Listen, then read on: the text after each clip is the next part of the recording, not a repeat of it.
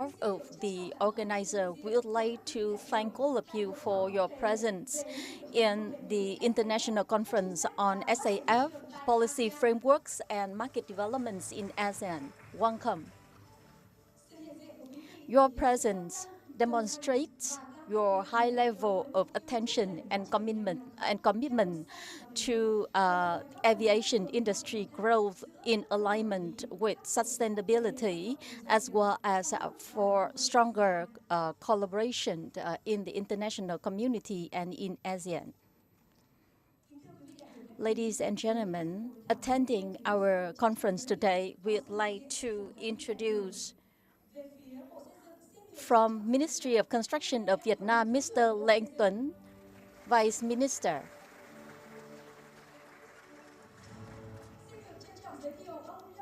Mr. Lâm Văn Hoàng, the Deputy Chief Administration Officer of Ministry of Construction, Mr. Tạ Quang Hưng, Deputy Director General of Environment and Construction Materials Department, Ms. Kiều Thị Diễm, Deputy Director General of International Cooperation, Mr. Nguyễn Hữu Minh, the Deputy Director General of Safety and Transport Department, Ms. Lê Thị Thu Hà, Deputy Director General of Infrastructure, System and Facilities Department, Mr. Đỗ Hồng Cẩm, the Deputy Director General of Vietnam Civil Aviation Authority, Mr. Ngô Anh Tuấn, the Director of Academy of Construction Strategy and Training, Ms. Nguyễn Thị Phương Hiền, Deputy Director of the Academy of Construction Strategy and Training, and officers from the Ministry of Construction, from Ministry of Industry and Trade, Mr. Đặng Hải Anh, Deputy Director General of Coal and Oil, Mr. Nguyễn Ngọc Tú, CEO, Deputy CEO of Petrolimex, Mr. Nguyễn Đức Thịnh, Deputy CEO of Vietjet Air, as well as representative from aviation industry, fuel providers. From international community, Mr. Clarence Hall, the Director, the CEO of GF, Mr. Subach, the Deputy Regional Director of APSA, Mr. Philip Go, Mr. Philip Go from the Asia Pacific Sustainable Aviation Center,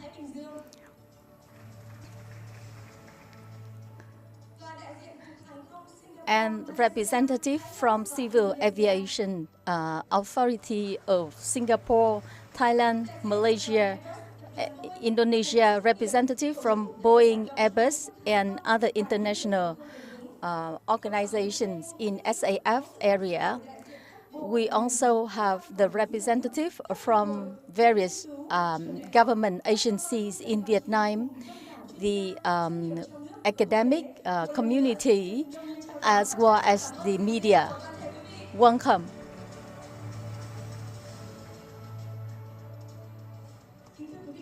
Ladies and gentlemen, in the context of enormous efforts made by the aviation industry to attain net zero emission, SAF becomes a critical solution for realizing such an ambitious goal, and the conference today presents us with an opportunity to discuss the opportunities, challenges, as well as policy implications for SAF at the national level, as well as at the regional level. And we'd like to invite Vice Minister Lê Anh Tuấn from Ministry of Construction of Vietnam for delivering his opening address.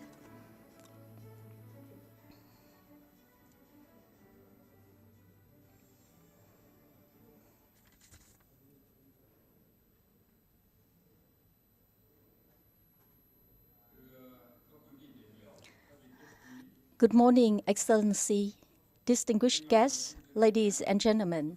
On behalf of Vietnam's Ministry of Construction, I would like to extend our warmest welcome to all the speakers, distinguished delegates, and the media to the International Conference on Sustainable Aviation Fuel, or SAF, today. I believe that the conference will present us with opportunity for discussing the challenges as well as actions to be taken. Ladies and gentlemen, the world economy is becoming more sustainable and greener. Aviation industry as an important driver of economic growth and integration also encounters challenges of reducing emission within the sector itself. The International Civil Aviation Organization has set up the goal for net zero emission as well as the CORSIA scheme. And in that context, SAF has been considered as a critical solution for the medium and long term as a drop-in fuel. And in Vietnam, the requirements for becoming more sustainable and greener is a critical requirement for the aviation industry. We also made a commitment for net zero carbon emission, and in 2026 we officially joined the CORSIA, and this requires us to improve the economy competitiveness, growing more sustainable in a more sustainable and greener manner. We believe that SAF should be implemented in alignment with our national priorities in terms of national competitiveness, sustainable growth, and SAF requires a concerted efforts of various stakeholders, include policymakers, development partners, the business community. ASEAN has been considered as a region with high potential, with a wide variety of feedstock, as well as the great ambition for transition to a greener and more sustainable development. Vietnam is anxious to learn from other countries in the region and in the on the globe, and we highly appreciate the initiative taken by the Academy of Construction for Strategy and Training in partnership with GCGF to organize this international conference. This is the start of the cooperation journey established for various stakeholders, including policymakers, academic researchers, regulators, and the industry, in order to establish and develop an SAF market in Vietnam. I look forward to having fruitful discussions on three important areas. First, the policy framework for market development. Second, the role of the industry of firms.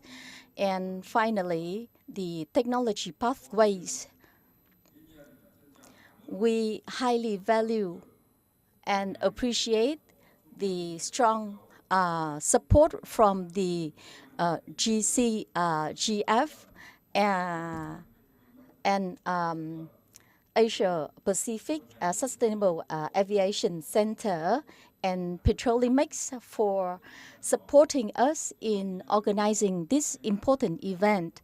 I would like to declare the opening of the International Conference on Sustainable Aviation Fuel with policy framework and market development opportunities for the region. May I wish our conference to be a great success. Thank you.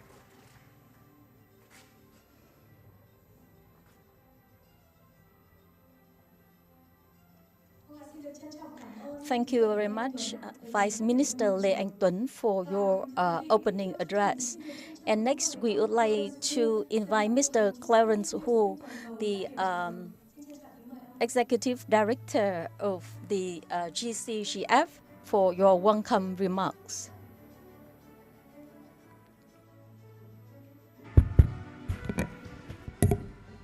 Good morning, Your Excellency, Mr. Lê Anh Tuấn, Vice Minister of Construction of Vietnam, distinguished guests, speakers, ladies and gentlemen. On behalf of the Global Center for Greenfields, it's my pleasure to welcome all of you to the International Conference on Sustainable Aviation Fuel in Hanoi today. I'd like to extend our sincere appreciation to the Ministry of Construction, Vice Minister Lê Anh Tuấn, the Vietnam Academy of Construction, Strategy and Cadres Training, ACST, for partnering with us to organize this conference. We'd like also to thank the Asia Pacific Sustainable Aviation Center, APSAC, for their support of today's event. We are especially honored by the presence of representatives from the Ministry of Construction and other government agencies, as well as our international speakers and delegates who have traveled from across the Asia-Pacific region to join us today. Aviation plays a vital role in connecting economies, enabling trade and tourism, and supporting economic growth across our region. As air travel continues to expand, the challenge before us is how to ensure that that growth remains sustainable. Sustainable aviation fuel, or SAF, is increasingly recognized as one of the most important solutions available today to reduce aviation emissions.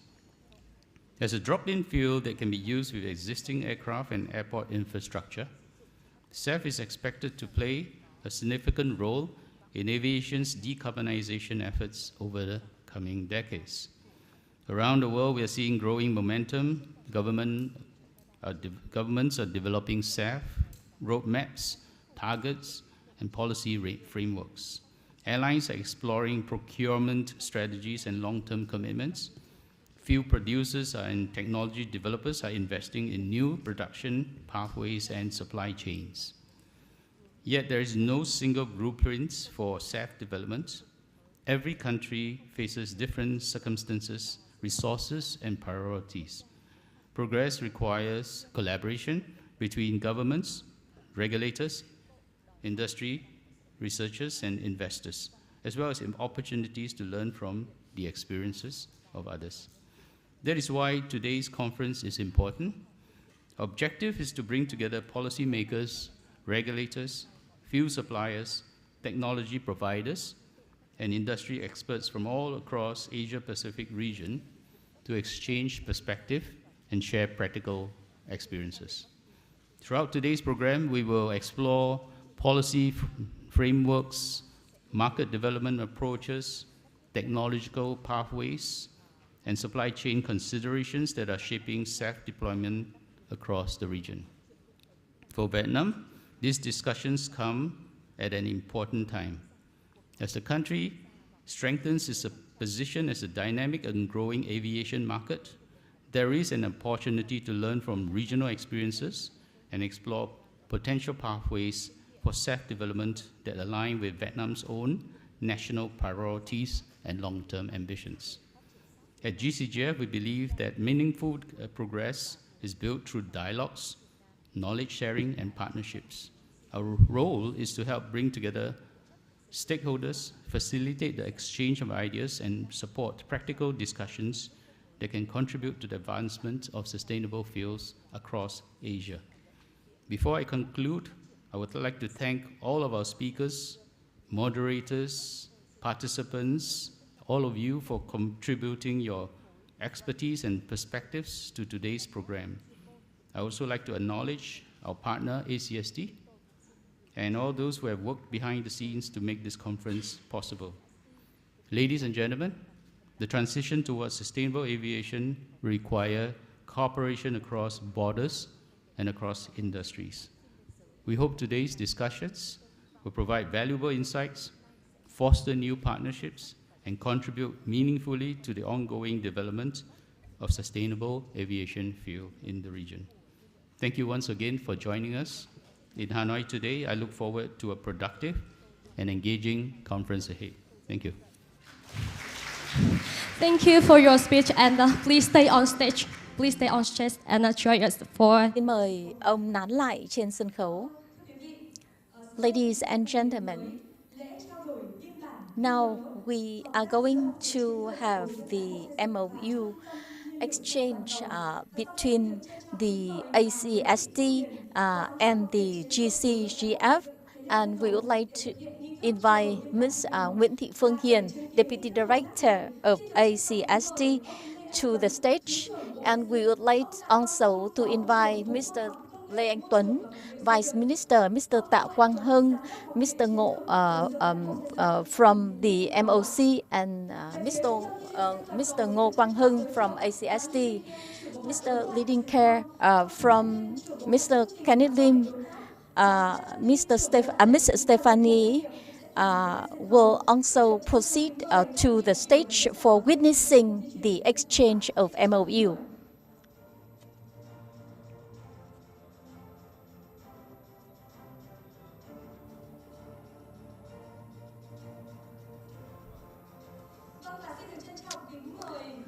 And Mr. Đỗ Hồng Cẩm, Deputy Director General of Vietnam Civil Aviation Authority, Mr. Lâm Văn Hoàng, Deputy Administrator, Chief Administrator, Administration Officer of MOC. Ladies and gentlemen, you are going to witness the exchange of the MOU between the two organizations. The agreement established today are expected to open up opportunities for policy dialogue, for future research work for SAF in Vietnam and in ASEAN. And congratulations to all parties. Thank you very much, and please stay on stage so that we can take a group photo together.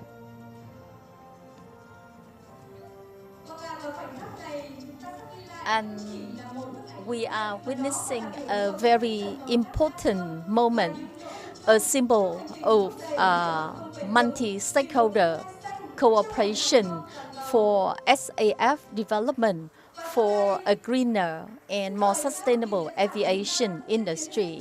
And we would like to invite our speakers, the speakers of our conference, to proceed to the stage, joining our distinguished guest for a group photo.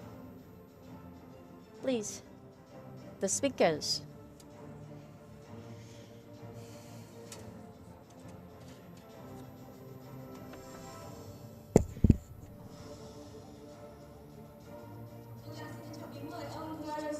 Mr. Clarence Ho, Mr. Subhash, Mr. Philip Gong, Mr. Chu Kamping, from and a representative from the Civil Aviation Authority of Thailand, Singapore, Malaysia, and Indonesia.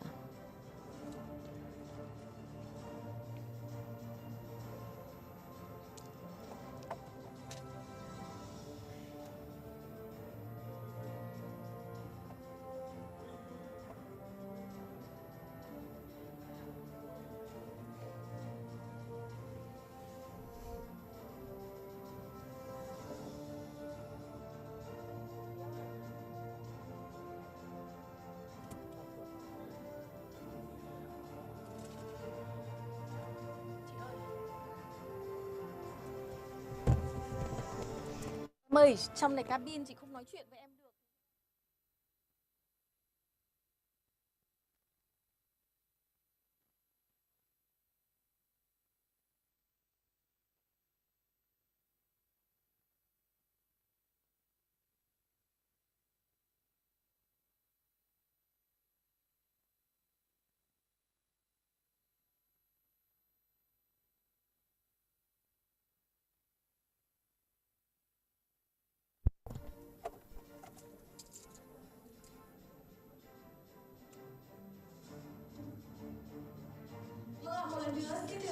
Once again, thank you very much to all of you.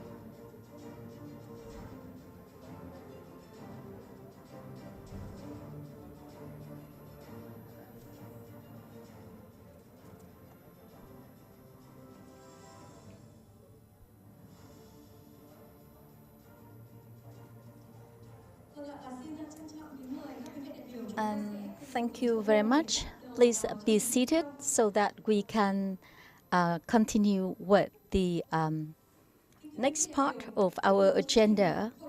And we are going to have presentations sharing with us different perspectives about policy framework and the prospects for SAF developments. And we are going to have the very first presentation by Ms. Nguyễn Thị Phương Hiền of ACST for discussions of the SAF status in Vietnam.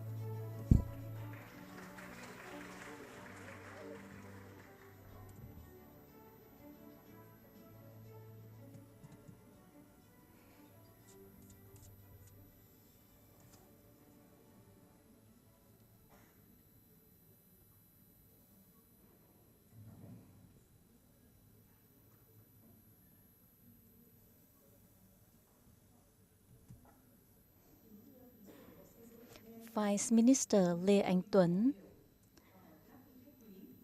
esteemed delegates, ladies and gentlemen, on behalf of the organizers, we would like to thank all of you for attending the international conference today. I feel so encouraged to see the vast attendance from various government agency, regulators in Vietnam, the industry, the international community, as well as development partners and the media. And as the organizer, we feel so happy and we are really honored to have your presence today. And this also demonstrates the strong relevance of the topic that we are going to discuss today, that is SAF. Ministry of Construction has assigned us to explore the strategy and policy framework for SAF in Vietnam. We are fortunate in receiving the support from the GCGF in organizing this international conference, and as highlighted by Mr. Clarence Wu and the Vice Minister Lê Anh Tuấn, we hope that the conference will provide us with an opportunity to discuss future policy framework for SAF developments in Vietnam. And I would like to start with some highlights of the current status and development orientation of Vietnam's aviation industry and SAF. So let's start with a look at the demand side, the size of the SAF market in Vietnam. Vietnam is among the fastest growing, the countries that have the fastest growing aviation industry in the region. And prior to the COVID pandemic, we had a growth of over 15% per annum. The growth has slowed down a little bit. However, we have now had a total of 22 airports with 10 international airports serving more than 150 million international routes and 55 domestic routes, and consuming nearly 2 million tons.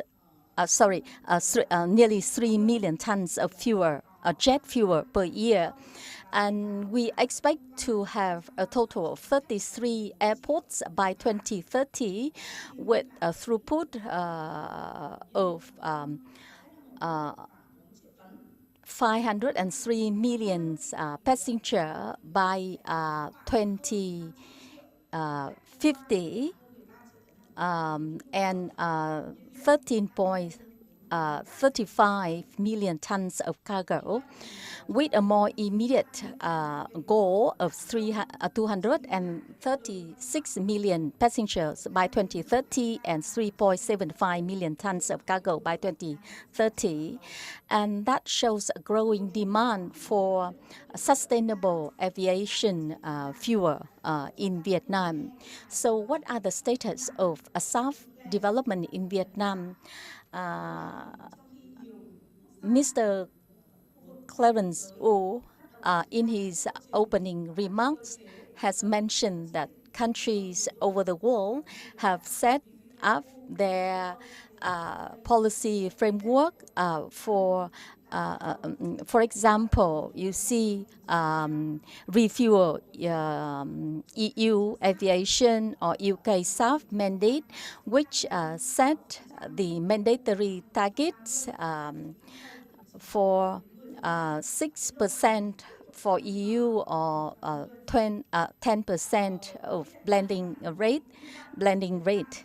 Similarly, in the region, Japan has set out the goal for 10% of SAF use, and the government of Japan is implementing a number of programs to support this initiative.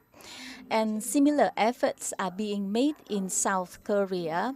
Starting from 2027, they have a mandatory targets for SAF.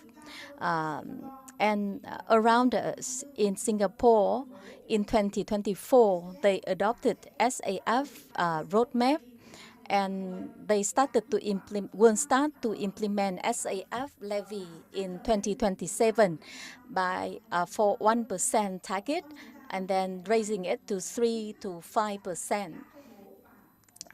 Similarly, we'll see the initiative being taken by Thailand and other neighboring countries.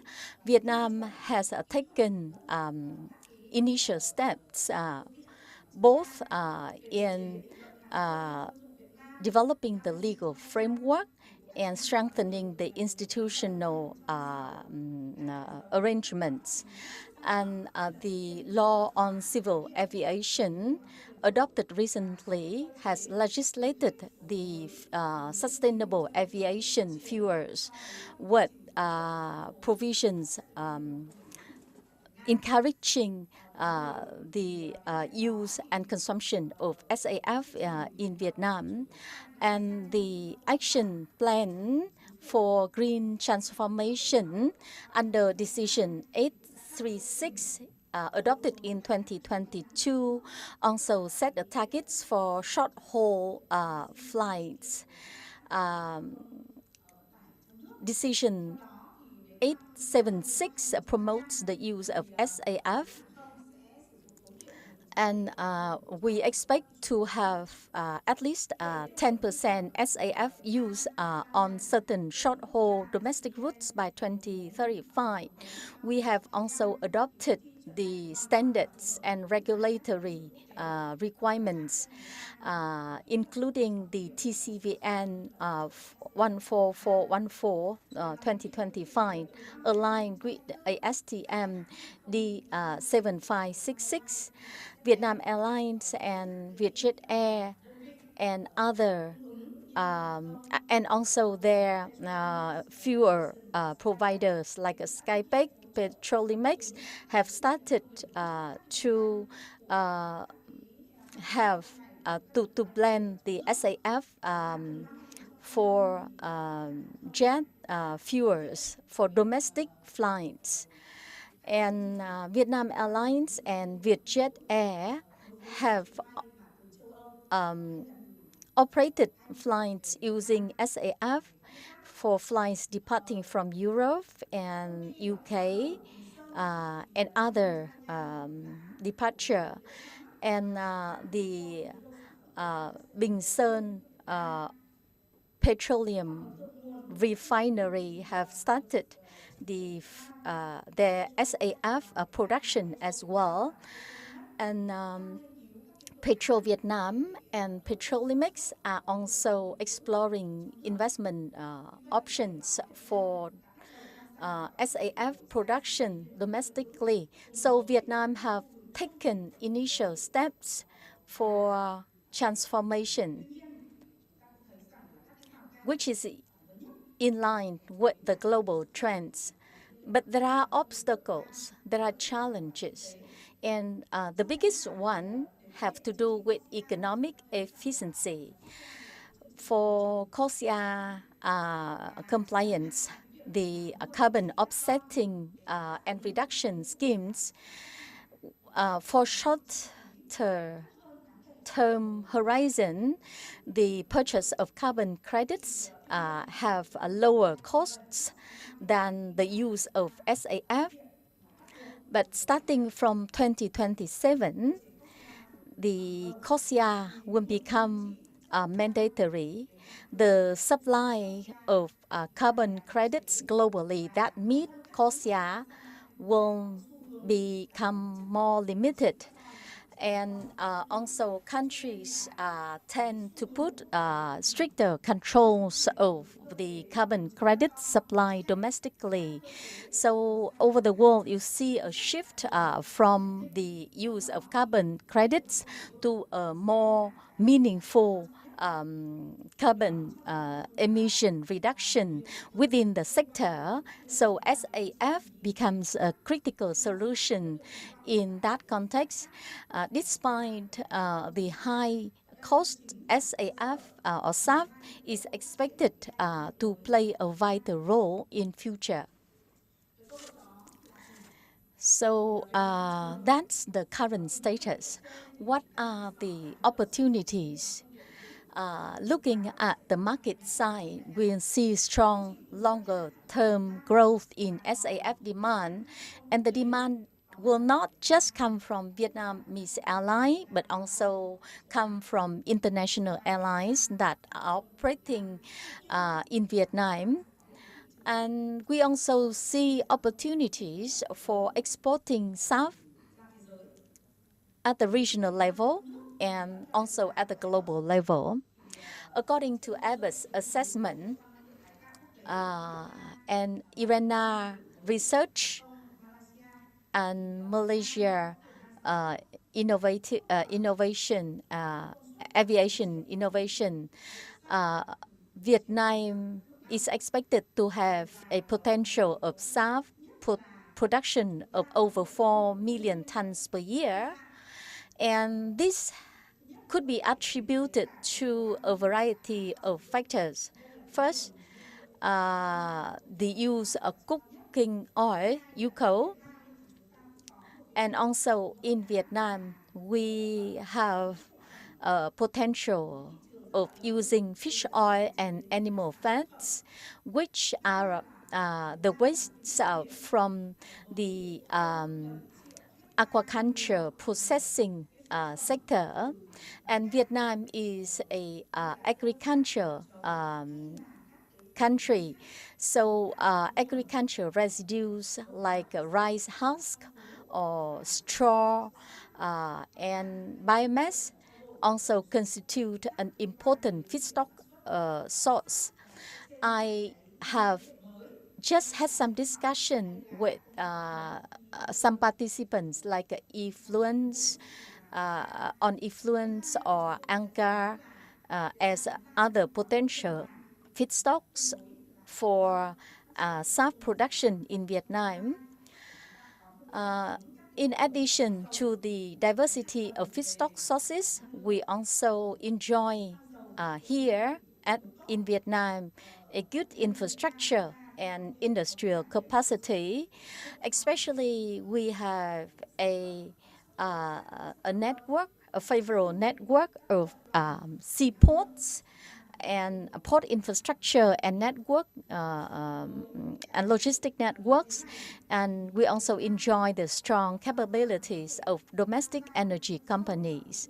So these opportunities will enable Vietnam to integrate at a very deep level in the SAF market globally.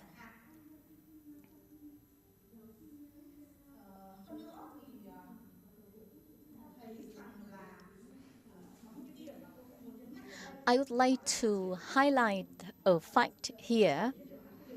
SAF not only brings about direct benefits in reducing GHG in the aviation sector. SAF, according to Airbus assessment, can be a driver of economic development.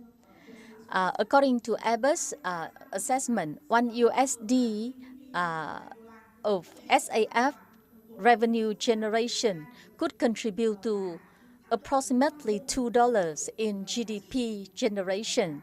So it demonstrates large potential for spillover effects at the economy-wide level, and it could also contribute to the developments of other sectors, for example, energy, utilities, transport services, and feedstock collection and logistics, and the use of the agricultural residues and waste will also contributing to circular economic growth and development. So we believe that SAF is not just an opportunity for reducing emission in the sector, but also an opportunity for growing more sustainably at the economy-wide level and for deeper integration. But there are challenges for SAF development in Vietnam. We need to dig deeper in exploring policy and governance framework for SAF development. Especially, we need to put in place a SAF roadmap, a comprehensive roadmap for SAF development in Vietnam. Feedstock supply will also be a challenge for us because we will face good competition from other end-use sectors. So we should have a proper plan for safeguarding the feedstock supply. Also, we need to ensure the sustainability and traceability of feedstock supply in order to meet CORSIA certification requirements. And we see this as a big challenge for Vietnam. On the supply side, we'll need huge investments amounts because SAF requires innovative, which poses a challenge in terms of economic efficiency. And we believe that Vietnam needs to explore and develop a SAF implementation roadmap tailored to our own circumstances. We need to assess the commitments that aviation industry have made, as well as the impacts on the competitiveness of airlines. In addition, assessing technology pathway and selecting the pathways that are most suited to Vietnam's circumstances will be critical. The government will also need to provide financing mechanism to have firms to mobilize investments for SAF production. And as Mr. Clarence Wu has pointed out, we can't stress enough the importance of international cooperation on capacity building. Ladies and gentlemen, self-development is becoming an inevitable trend for the aviation industry globally, and it is critical for the industry to adopt SAF for reducing emission. In Vietnam, SAF development should follow a phased roadmap that balance multiple policy objectives, including emission reduction, energy security, industry competitiveness, and domestic industry development. And with that in mind, we come to this international conference with a spirit of learning. We look forward to learning about the policy development experience of other countries in the region so that we can put in place a good policy framework and implement it properly. Thank you very much for your listening.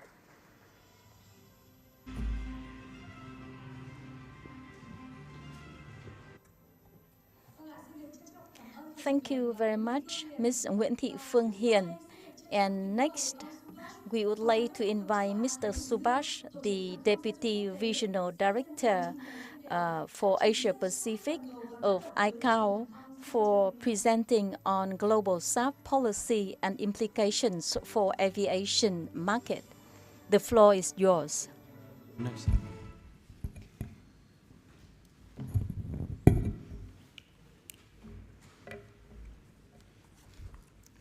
Your Excellency, Vice Minister of the Ministry of Construction, distinguished representatives from government and civil aviation authorities, esteemed colleagues from industry, international organizations, and the academia. Ladies and gentlemen, good morning. It is a great honor to join you today in Hanoi for this important discussion on sustainable aviation fuel, or SAF, and its role in the future of aviation in Vietnam and across the Asia-Pacific region. Aviation is fundamental to economic growth, trade, tourism, and people-to-people connectivity. But aviation must now grow in a way that is compatible with our climate responsibilities. This is the central challenge before us: how to preserve the benefits of air connectivity while progressively reducing the carbon emissions of international aviation. Through ICAO, the international aviation community has adopted the long-term aspirational goal of net zero carbon emissions by 2050. This is an ambitious goal. It cannot be achieved through one measure alone. It requires a basket of measures: technology, operations, market-based measures, and most importantly, in-sector solutions such as SAF. CORSIA remains the only global market-based measure designed specifically to address CO2 emissions from international civil aviation. It provides a harmonized framework and helps to preserve a level playing field. But offsetting is not the final destination. Over the longer term, aviation must reduce carbon emissions within the sector itself. This is where SAF becomes central. For Asia Pacific, SAF is both a strategic necessity and a developmental opportunity. Our region will continue to see strong demand for air connectivity. The question is whether that growth can be supported by cleaner energy pathways, credible policy frameworks, and investable national roadmaps. States in the region are at different stages of readiness. Some are already developing pilot projects and early policy frameworks. Others are still assessing feedstock potential, production pathways, infrastructure readiness, and market demand. This diversity is not a weakness. It simply means that each state needs a cleaner energy roadmap that reflects its own circumstances, capabilities, and opportunities. For ministers and senior policymakers, the key point is this: SAF policy cannot sit within aviation alone. It requires alignment across transport, energy, environment, finance, agriculture, industry, and investment. A successful SAF roadmap is therefore a whole-of-government instrument supported by close partnerships with airlines, airports, fuel producers, investors, and international organizations. ICAO analysis shows that SAF is expected to make the largest contribution within the basket of measures for achieving the long-term aspirational goal. At CAF 3, states adopted a collective global aspirational vision to reduce CO2 emissions in international aviation by 5% by 2030 through the use of SAF, low-carbon aviation fuels, and other aviation cleaner energies compared to zero cleaner energy use. This vision is collective and aspirational. It recognizes that states have different circumstances and capabilities. It does not impose an individual emissions reduction obligation on each state. Instead, it creates a shared direction of travel and a practical framework for cooperation. The important message is that early action matters. States that begin now to understand their resources, set clear policy signals, and engage the private sector will be better positioned to benefit from the SAF markets. A SAF roadmap is not simply a technical report. It is a strategic policy tool. It helps the state answer several practical questions. What feedstocks are available? What production pathways are viable? What infrastructure is needed? What policies will stimulate supply and demand? And what financing conditions will attract investment? This is why the SAF roadmap development must bring together government, regulators, airlines, airports, fuel suppliers, industry, and finance. No single stakeholder can create a SAF market on its own. Government has a unique role in setting direction, creating confidence, and reducing uncertainty.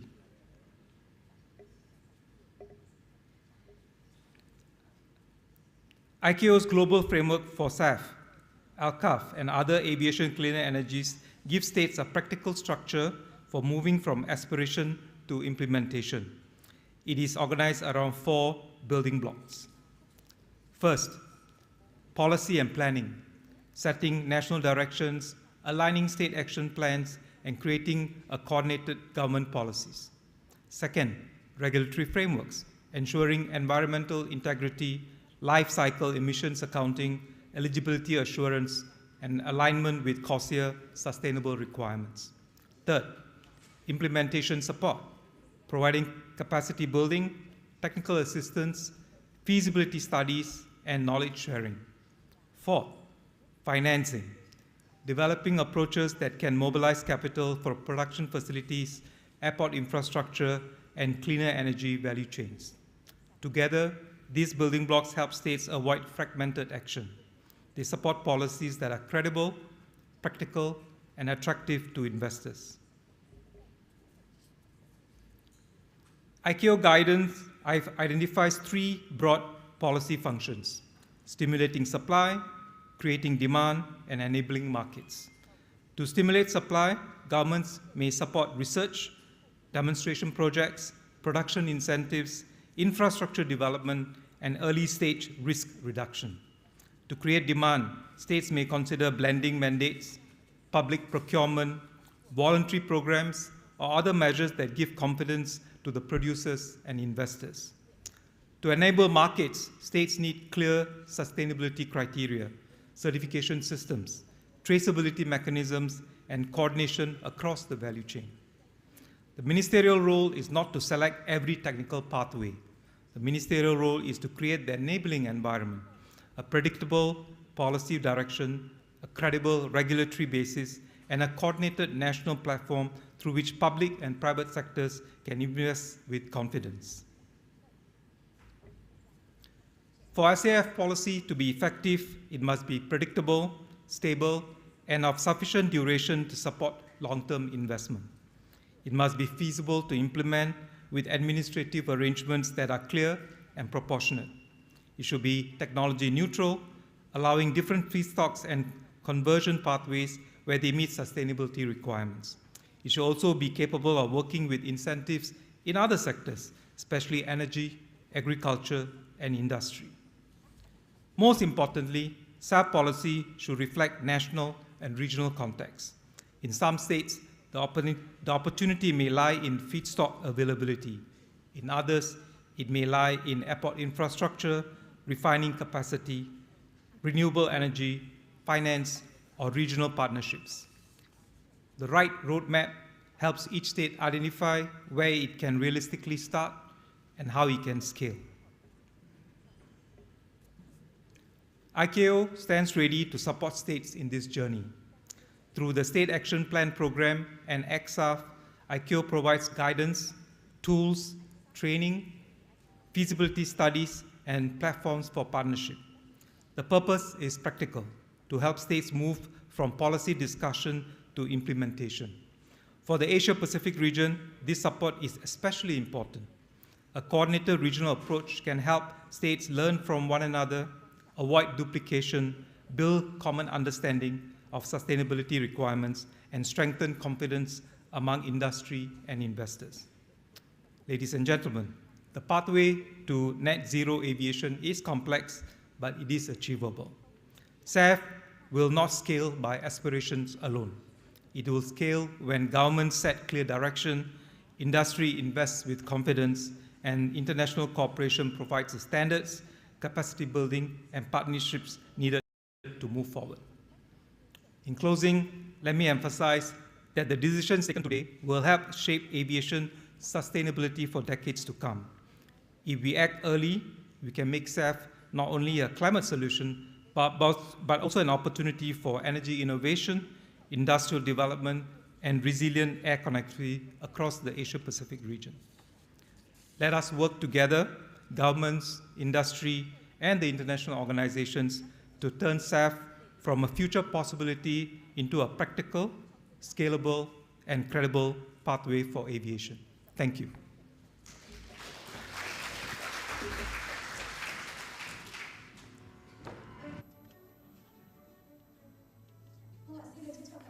Thank you very much, Mr. Subhash, for your presentation. And now we would like to invite Mr. Philip Goh, the CEO of Asia Pacific Sustainable Aviation Center, for presentation on accelerating SAF in Asia Pacific. The floor is yours.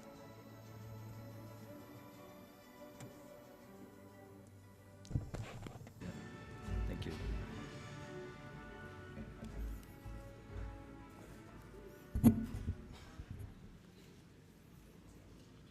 Vice Minister of Ministry of Construction, Mr. Leon Tern, Excellencies, fellow colleagues and industry partners, distinguished guests, ladies and gentlemen, good morning, Xin Chào. Thank you to the Academy of Construction Strategy and Training, ACST, of the Ministry of Construction for the opportunity to participate in this important conference, and to the GCGF for having APSEC as a supporting partner in curating today's program. And a big congratulations on your MOU signing today. Let me begin by briefly introducing the Asia Pacific Sustainable Aviation Center, who we are and what do we do. The Asia Pacific Sustainable Aviation Center, APSEC in short, is a not-for-profit company that is set up by the Civil Aviation Authority of Singapore. We are a very young organization, launched only less than a year ago in July last year.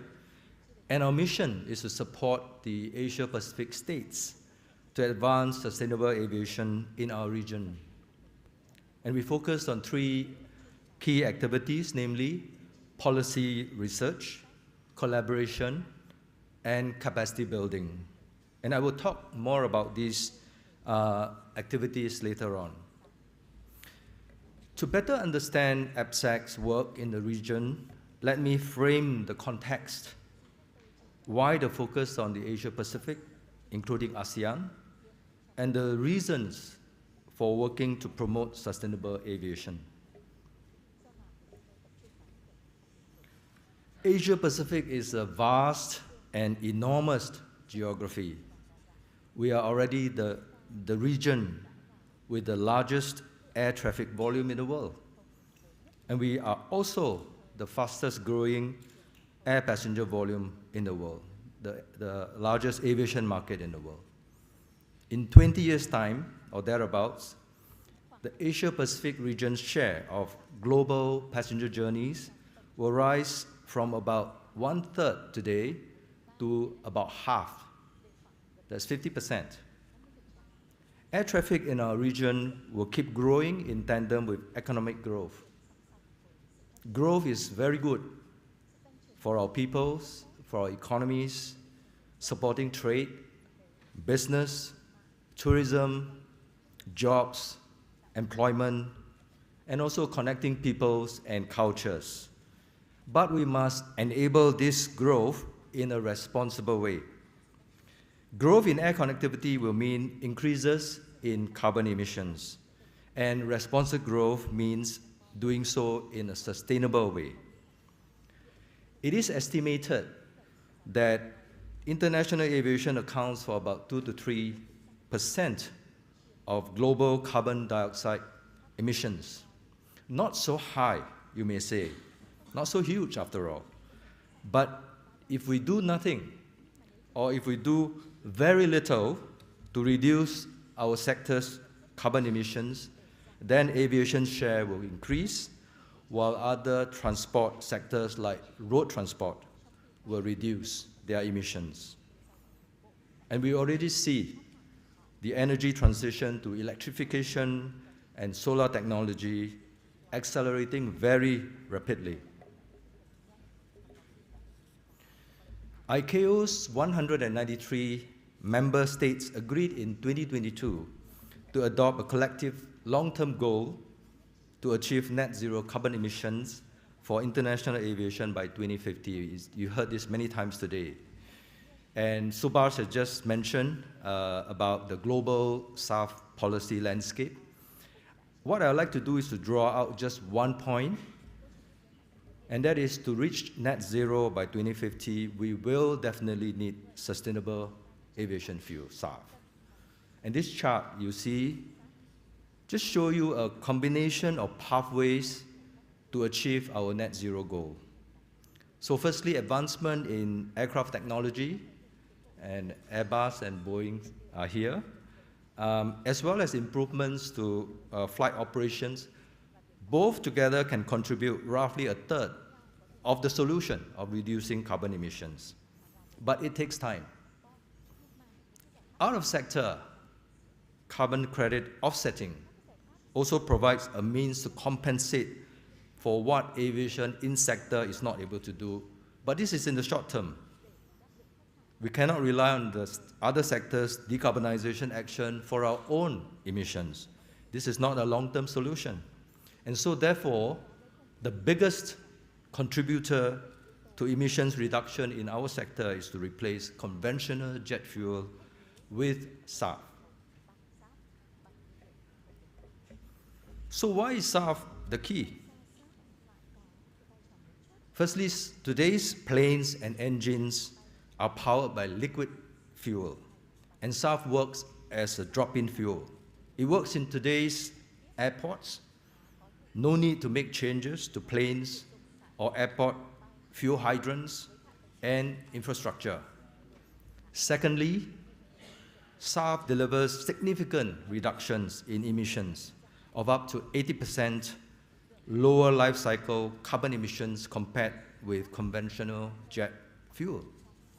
And this means that the carbon emissions produced throughout the entire SAF production process is less than the emissions from using conventional jet fuel. And thirdly, many feedstock can be used to produce SAF, such as used cooking oil, agricultural residues, biomass, even household waste.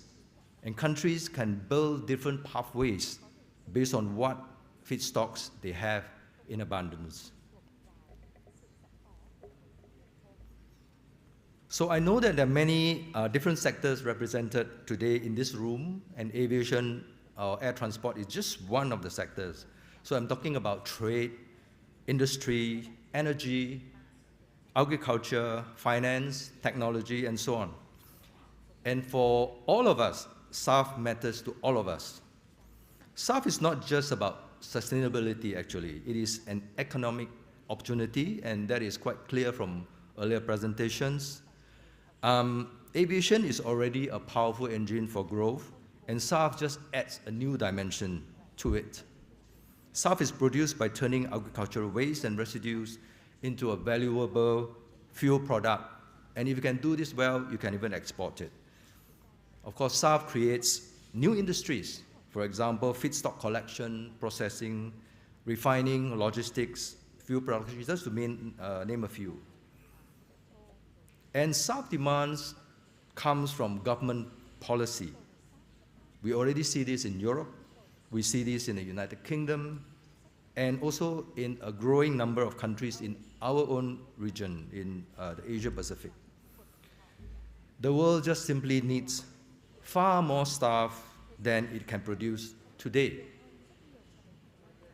And the feedstock-rich countries in our region of Asia Pacific can become feedstock suppliers to the world, as well as SAF producers and exporters too, to the world. But there's a more strategic reason for SAF, and that is energy resiliency.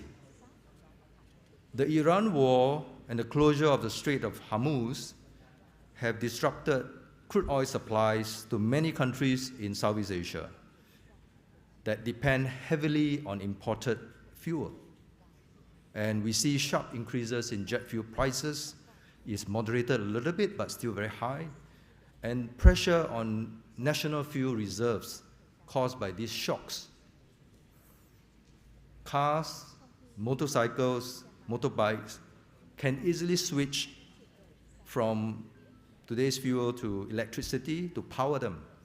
But planes, they still need liquid fuel. SAF that is made from domestic feedstock is really energy that is produced at home in your own territory, and it diversifies energy supply for you. It reduces exposure to imported fuel and price shocks. But of course, it takes some time to get there. So SAF supply today is low. It is still less than 1% of total jet fuel uplifted worldwide last year. But why? Well, SAF is very expensive. It costs 2 to 4 or 5 times more than conventional jet fuel. And production capacity today is still small, concentrated in a few countries. And while scaling SAF requires development and applying innovative technology to convert from different feedstocks, it is not the only problem. Today's low SAF usage is also a market or a demand problem. Because it is a lot more expensive than conventional jet fuel, airlines are reluctant to pay this high premium. Airlines' margins are already very thin. Can you imagine spending 2 to 4 times more to pay for SAF? But on the other hand, investors will not finance a production plant without confidence in long-term demand and airlines that they will buy. So this gap between a suitable alternative fuel that works and the lack of demand certainty is what SAF policies must bridge. Policy, of course, needs to address 3 key issues. First, SAF policy must create long-term demand certainty, and therefore mandates or targets turn SAF into guaranteed offtake agreements in the market. Second, it closes the price gap. So incentives, levies, credits help to make SAF more affordable in a sense. And third, policy drives investments. Stable, long-term frameworks will de-risk the huge investment that we need to scale SAF production. So if policy is the road to higher SAF adoption, the question is, how do we build this road? You see on the left are three families of policy instruments. Mandates and targets set the requirements for SAF. Incentives and levies shift the economics by closing the price gap between SAF and conventional jet fuel. And then market enablers are standards and frameworks that will ensure SAF that is used can be traced in a transparent and robust manner, which leads to usage on a larger scale. But what policy or combination of instruments is right? It depends on each country's circumstances. And this is a discussion that I hope the panel after this can help us to address. So the right-hand side of this chart is a very important one to note, because ambition actually, in a way, is the easy part. The difficult part of this whole thing is implementation. Targets and mandates can be effective only if there is compliance and enforcement behind them, and SAF only counts if it is certified to internationally accepted standards. Supply and demand must be coordinated so that fuel production and airline uptake move together, and above all, policy must be stable to provide certainty, stable enough to underwrite investment decisions that involve very long payback time.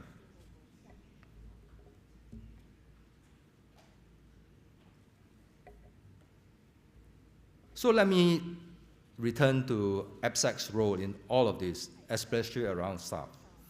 So first, we conduct policy research, and we do this in areas of cleaner aviation fuel, in carbon accounting, carbon market development, and green financing. Secondly, we collaborate with public and private sector organizations and government agencies to advance sustainable aviation policies and plans for the region. And thirdly, we provide technical assistance and training so that decision makers have the knowledge they need for policy development, implementation, and so on. Our goal, in other words, is to help every state in our region move towards ICAO's net zero goal. APSEC is proud to officially become a partner under the ICAO XSAF program. XSAF stands for Assistance, Capacity Building, and Training for Sustainable Aviation Fuel. It is ICAO's framework to work with partners to support states on SAF development through feasibility studies, training, policy support, and partnerships. Our regional research, training, and engagement with states in our region support XSAF's goals right here in our region. APSEC's work is strongly supported by global partners. We have an advisory council comprising prominent global organizations that guides APSEC's work and strategic direction. Members include, they're in this room, Airbus, Boeing. We also have IATA, as well as energy majors like Chevron and ExxonMobil, as well as the world's largest SAF producer today, Neste, and also a green financing investment firm, Gen Zero, which is an organization under the Singapore Sovereign Wealth Fund, Temasek. We are very grateful for these experts' advice and for their contribution, especially to our training programs as they speak on their expertise. Our work on policy research is currently focused on studying new pathways for SAF development in our region. We are conducting a life cycle analysis of palm oil mill effluent, or POME, as a SAF feedstock, studying agricultural waste pathways to enhance international acceptance of feedstock from our region. We expect results of this study by the end of the year. And just to observe that Vietnam has significant potential in agricultural residues and biomass waste, such as rice straw, rice husk, even sugarcane bagasse, and more. And turning this potential into sustainable aviation fuel requires careful work on sustainability, logistics, and economics. Such research work is what APSEC is focused on to support. In fact, we are exploring at the moment a research project on rice husk, rice straw, as a potential SAF feedstock in Vietnam. And we are very thankful in our engagement with ministries and airlines yesterday for the indication of strong support for this feasibility study research. As I highlighted earlier, knowledge building is one of the most critical first steps in a country toward their plans towards SAF development. APSEC has curated a flagship aviation sustainability training program we call Growing Aviation Sustainably. It is a 5-day in-person training program that we conduct and deliver together with the Singapore Aviation Academy. This course provides foundational knowledge across key topics in sustainable aviation with speakers from our advisory council as well as industry partners.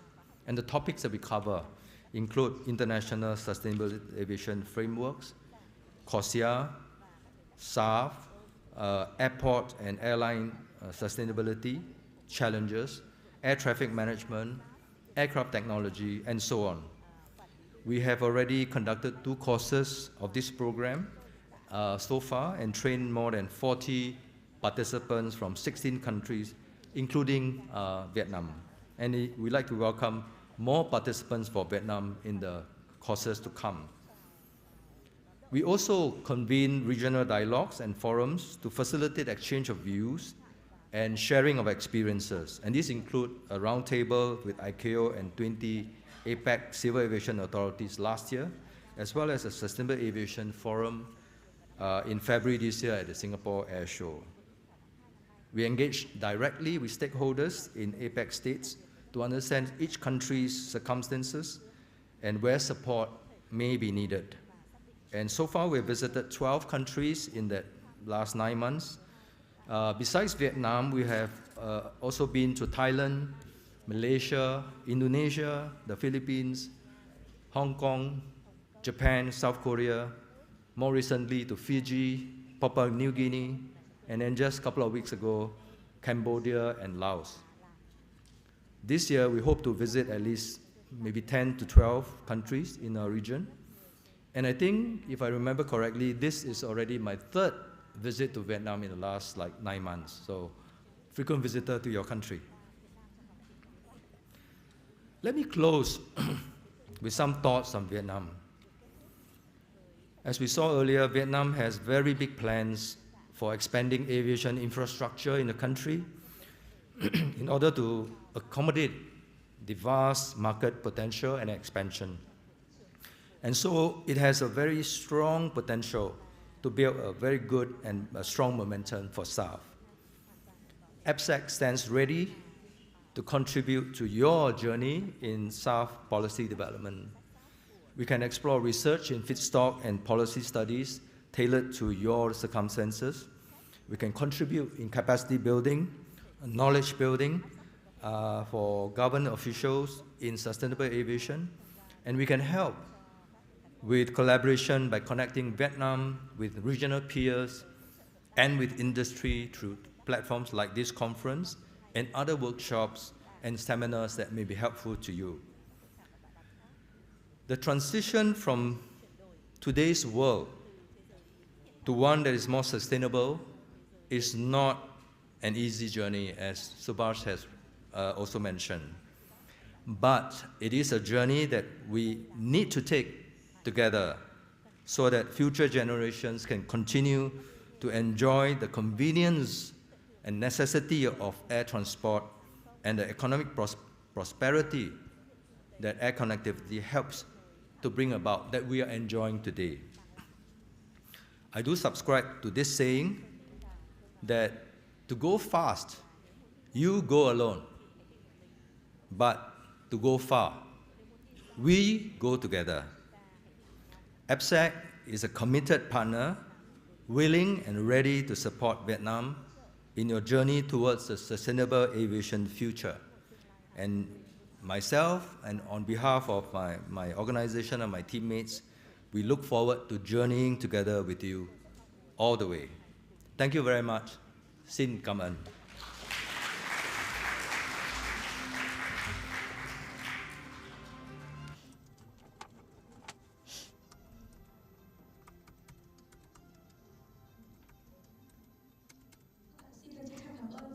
Thank you very much, Mr. Philip Goh. Ladies and gentlemen, in order to understand better about the topics covered in the event today, you can download the documents via the QR code printed on your name card. Ladies and gentlemen, we are suggesting 15 minutes break for the morning, and we'll resume at 10:40 with the first session. Thank you very much.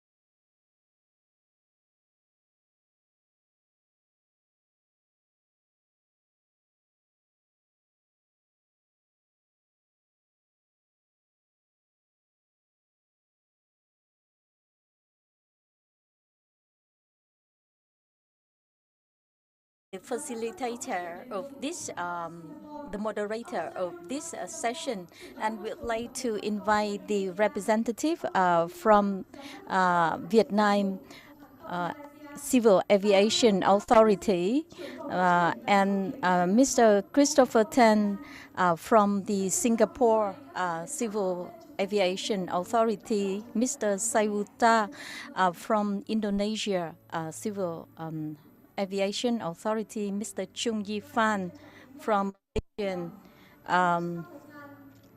Civil Aviation Authority, and Ms. Paramita Utasin from Thailand Civil Aviation Authority. Mr. Kam, Mr. Christopher Tan, Mr. Sayuta Seonobur, Mr. Chung Yi Fan, and Ms. Paramita Usatin, the panelists, and Mr. Chu Wong Ping, the moderator of the first panel discussion.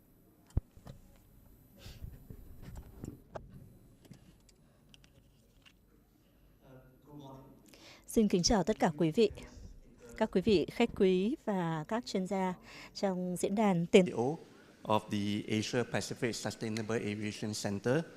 It is my pleasure to moderate the first panel on SAF policies and implementation mechanism. Let me start by setting the scene for our panel discussion. As we have already heard, the aviation sector is under increasing pressure to decarbonize, with global commitments such as the ICAO's long-term aspiration goal of net zero carbon emission by 2050.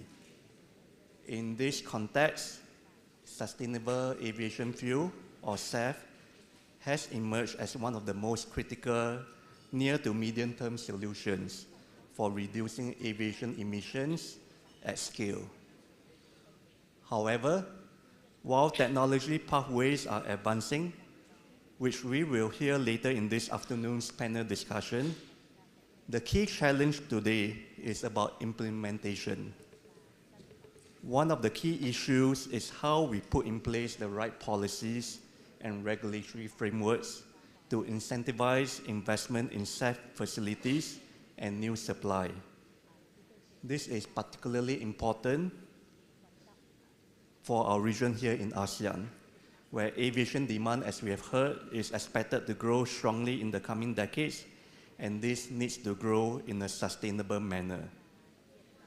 Across the world, governments are introducing a range of policy instruments, from blending mandates and financial incentives to market-based mechanisms, in order to stimulate demand, mobilize investment, and support the development of SAF supply chains.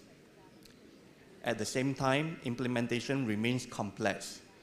Policymakers must balance ambition with affordability, ensure compliance and certification, and manage the cost gap between SAF and conventional jet fuel, while supply remains limited.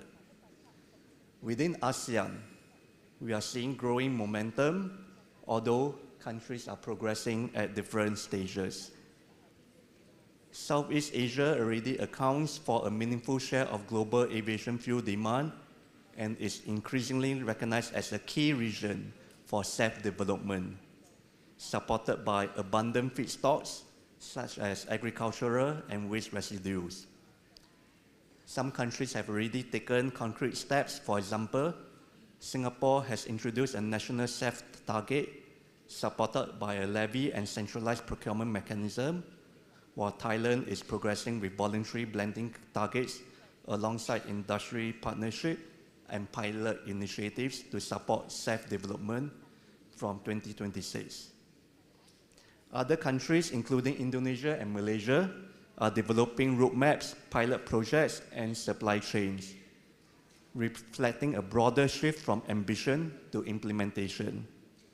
For Vietnam, which is currently exploring its SAF development pathway, I hope the discussion will present an opportunity to learn from international experiences and to design policies that are practical, effective, and suited to local conditions. Before we begin the discussion, let me briefly introduce our distinguished panelists. We are very fortunate to have with us a panel that brings together perspectives from across ASEAN, covering both from more advanced as well as emerging SAF policy approaches. Mr. Do Hong Kam, Deputy Director General, Civil Aviation Authority of Vietnam. He brings a national regulatory perspective and is closely involved in shaping Vietnam's aviation policy and sustainability agenda. Mr. Christopher Tan, Director of the Sustainability Office at the Civil Aviation Authority of Singapore, who has been leading Singapore's effort on SAF policy development and implementation as part of its broader air hub decarbonization strategy. Mr. Sayuta Senubua, Chief Environmental Section, Director General of Civil Aviation of Indonesia, who brings insight from Indonesia's effort to integrate environmental considerations into aviation policy and advance SAF development pathways. Mr. Chong Yi Fan, Senior Director for Sustainability at the Civil Aviation Authority of Malaysia, who brings insight from Malaysia's evolving approach to SAF, particularly in relation to feedstock potential and regional supply chains. And Ms. Paramita Utasin from the Civil Aviation Authority of Thailand, who will offer insights on implementation and industry collaboration. So, for this discussion, I would like to guide the discussion around three key themes, covering both policies related to stimulating demand and incentivizing supply. First, what are countries in ASEAN actually doing today to advance SAF? What policy instruments are being introduced and what are the underlying objectives driving these choices? Second, how are these policies being implemented in practice? This includes how targets are set, how compliance and enforcement are managed, and how certification frameworks and fuel standards are operationalized. And finally, what does all this mean at the regional level for ASEAN? Because as SAF scales, the key question becomes how these national approaches connect at the regional level. How do we link supply and demand across ASEAN member states? So maybe I can start with Mr. Kam. Maybe you can share with us first on the SAF policy approach in Vietnam. Where does Vietnam stand today in SAF policy development? What policy approaches are being considered? And what are the key drivers shaping Vietnam's thinking? Mr. Kam?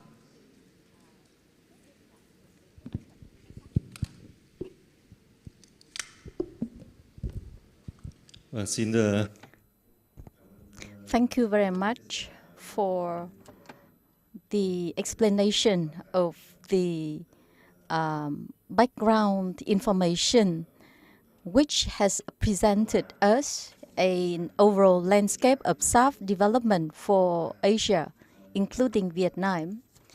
So you asked about the policy framework for SAF in Vietnam.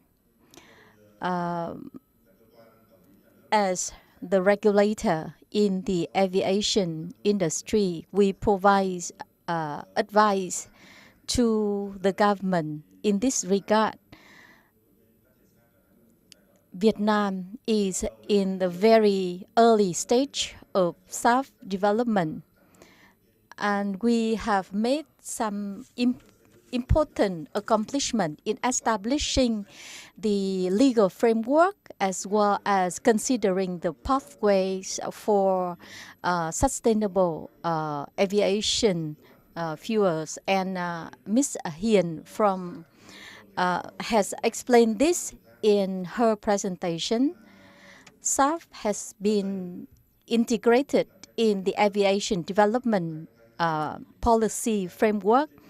And in 2022, we adopted Decision 876 of the Prime Minister, and SAF is included as a part of the Green Transformation Program. And the 2015 aviation law has been substantially amended. And among the amendments, we see provisions that provide incentives for using SAF at a greater level. And a very encouraging sign is a decree on aircraft and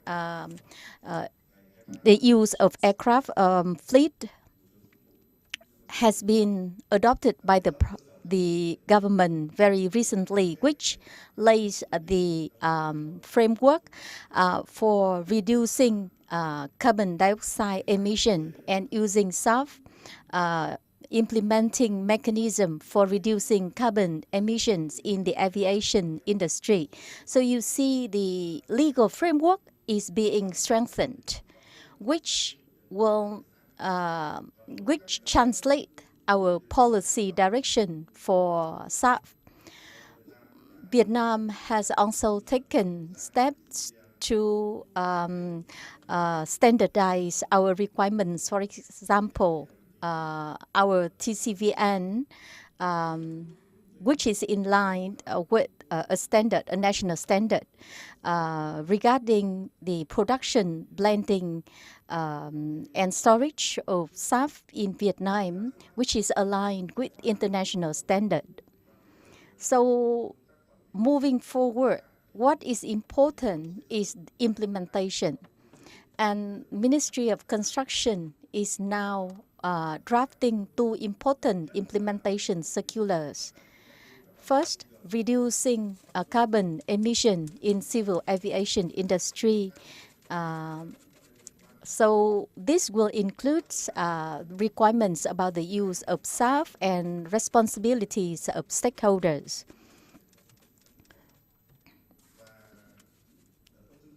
And the second guidance circular have to do with the technical standards for the aviation fuels, which include requirements regarding the production, blending, storage, traceability, and certification of SAF.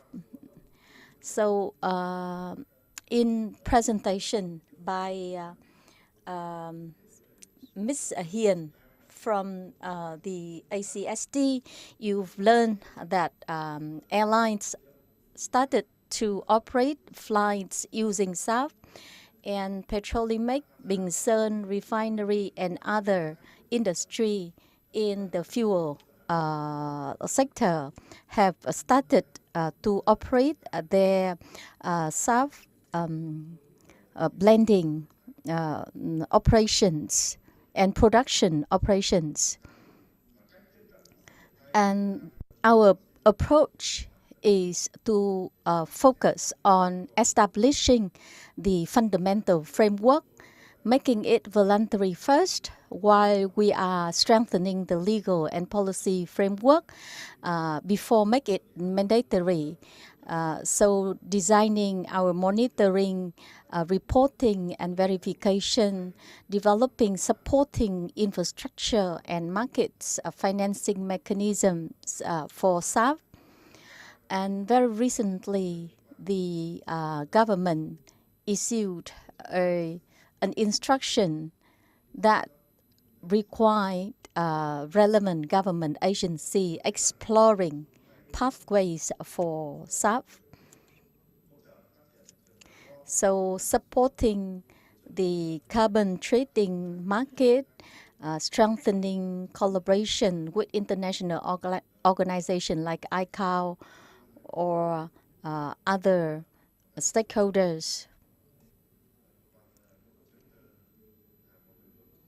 or GF,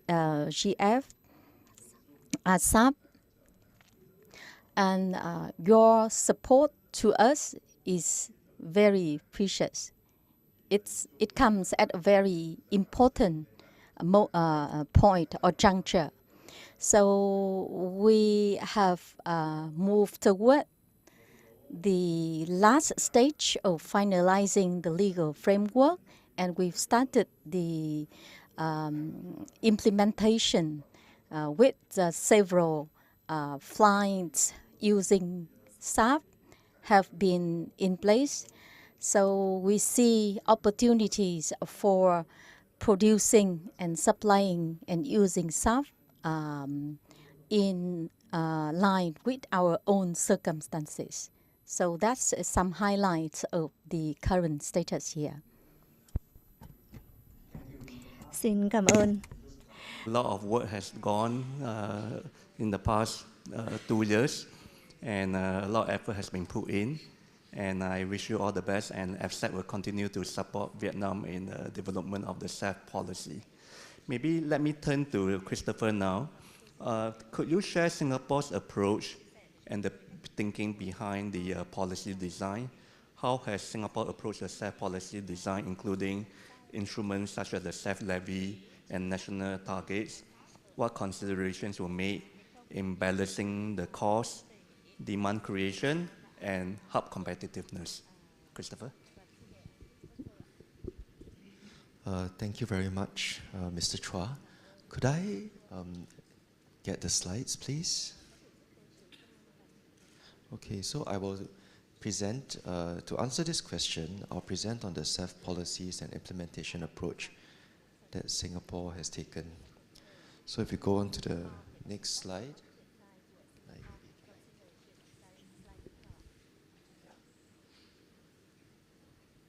Okay, so first I will explain that this started off with a master plan. We have a sustainable air hub blueprint in Singapore, launched at the Changi Aviation Summit, which adopts a balanced approach to the long-term sustainable growth of Singapore's aviation sector, taking into account the need for environmental sustainability while ensuring that the Singapore Air Hub remains competitive. This was launched in 2024 to set up what the medium and long-term targets are, as well as the steps that the Civil Aviation Authority of Singapore and the aviation ecosystem will take to decarbonize. So this blueprint set out the foundation for the SAF roadmap in Singapore. This is just an overview of the blueprints. There are 3 domains: the airport, airline, and air traffic management domain. It's underpinned by critical enablers, which is such as policy, industry development, infrastructure, workforce, and international partnerships. SAF is in the airline domain, and I will talk a bit more about this in the next few slides. So in Singapore, we have announced that we have a SAF target and SAF levy, and I will share more about this.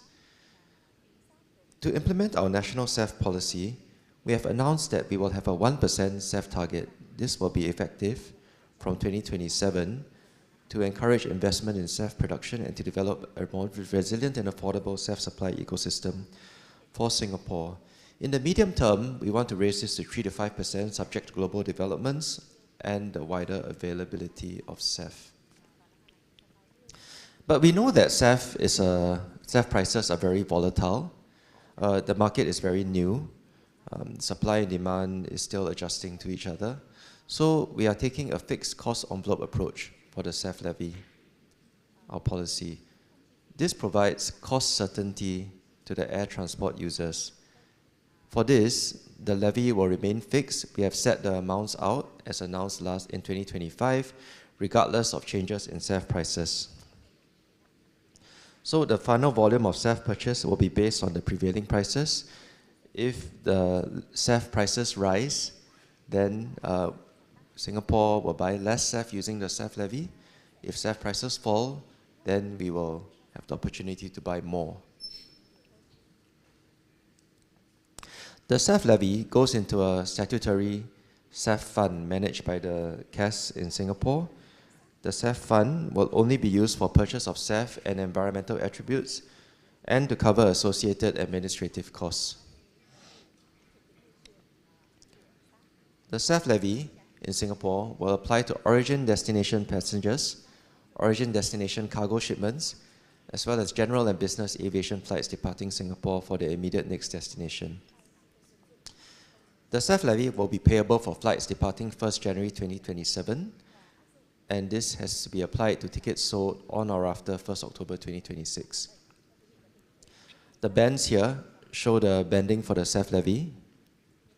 As per the ICAO guidelines, the premium cabin class charges is about 4 times that of the economy cabin class charges. Southeast Asian countries are within band 1, which is the lowest band for the levy. Other Asian, we can talk a bit more, I can share more about the banding, but broadly, band 2, band 3, band 4, then these are bands that represent increasing distances from Singapore. So band 2 would be other Asian countries in Northeast Asia, South Asia. Band 3, Middle East and European countries, and band 4 would be the Americas. For business and general aviation flights, there is a similar banding, a levy amount of $40,000 to $6,500 depending on the geographical band and the aircraft size. So we have also set up a centralized SAF procurement for the Singapore Air Hub. So I talked about the SAF fund just now. We've also set up the Singapore Aviation Fuel Company as a central procurement entity. The SAFCO will procure SAF EAs through a competitive tender process. There will be contracts to ensure the SAF is delivered and uplifted in Changi Airport.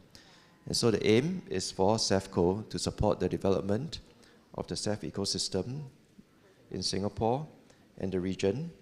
Through SAFCO, we will have longer supply contracts and encourage investment in regional SAF production capacity and in carbon market development.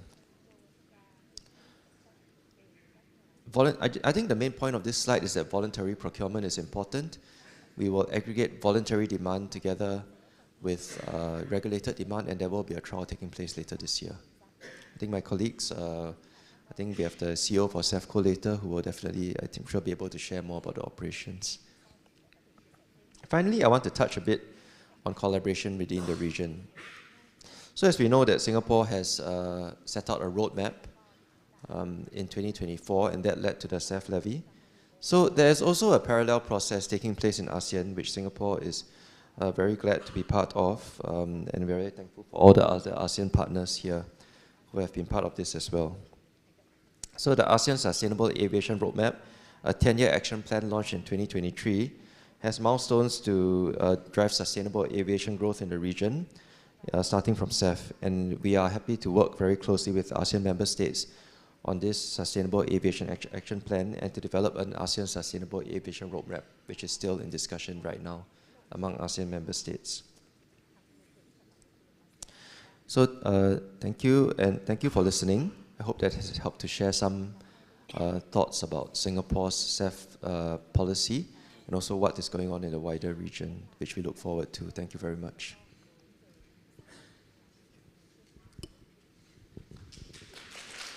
Thank you, Christopher. It looks like we all have to pay a bit more for air tickets flying out of Singapore, but it's still very affordable. Let me turn to Indonesia, Sayuta. Indonesia brings together 3 key factors: a large and growing aviation market, a strong feedstock potential, and also a competing development priorities. Could you share how these factors are shaping Indonesia's overall SAF strategy? In particular, given the cross-sector nature of SAF, how are different ministries and stakeholders in Indonesia being coordinated to move this forward? And what are the main challenges today? Okay, yeah, thanks for your question. I'll just open the slide here just to give the audience a flavor on what I am discussing now. So Indonesia's SAF strategy has been shaped by balancing opportunity with national priorities. As mentioned earlier, as a growing aviation market, Indonesia has abundant renewable feedstocks, including used cooking oil, agricultural residues, and other biomass resources. At the same time, these resources are also needed to support food security, energy security, and existing biofuel programs like biodiesel. So a key lesson from Indonesia experience is that feedstocks availability does not automatically lead to SAF production. So that's obvious. The challenge is ensuring that feedstocks are available sustainably and at the right scale without competing with the other sector. So to address this, I'll just show you here.